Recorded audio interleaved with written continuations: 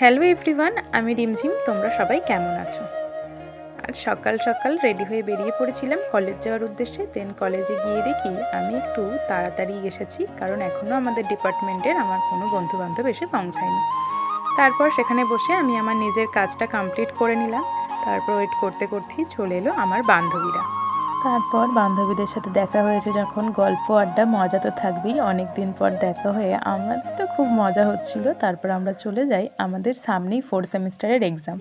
তাই এখানে সবাই মিলে করছিলাম ফর্ম ফিল আপ, এবং ফর্ম ফিল আপ করে এখানে জমা দেওয়ার জন্য আমরা সবাই মিলে লাইনে দাঁড়িয়ে পড়ি এবং একে একে সবাই ফর্ম ফিল আপ কমপ্লিট করে জমাও দিয়ে দিই। জমা দেওয়া হয়ে গেলে আমরা গিয়েছিলাম বাংলা ডিপার্টমেন্টে। সেখান থেকে কাজ মিটিয়ে আমরা বেরিয়ে পড়ি কলেজ থেকে, কারণ আমাদের যে পাপড়ি চাট খাওয়ার ক্রেভিংস হচ্ছে।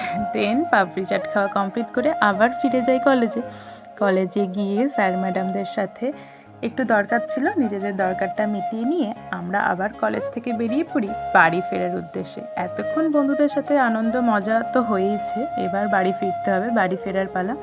এরই মাঝে এই সুন্দর সময়টাকে ক্যামেরাবন্দি করার জন্য আমরা বেশ কিছু ফটোও তুলে নিয়েছি। তারপর আমার বান্ধবী নাইস আমাকে এই আমুলের লাসিটা গিফট করেছিল অনেক দিন পর দেখা হওয়ার জন্য। ওর তরফ থেকে এটা ছিল আমার জন্য একটা গিফট।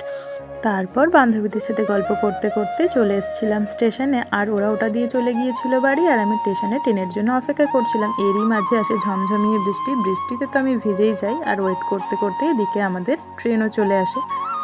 দেন ট্রেনে করে চলে আসি খন্ডান থেকে পান্ডুয়া স্টেশনে নেমে হাঁটতে হাঁটতে চলে আসি টোটো স্ট্যান্ড। সেখান থেকে টোটো ধরে চলে আসি বাড়ি। দেন এই ছিল আমার আজকের কলেজ জার্নি। আজকের জন্য এটুকুই, দেখা হবে অন্য একটি ব্লগে। বাই।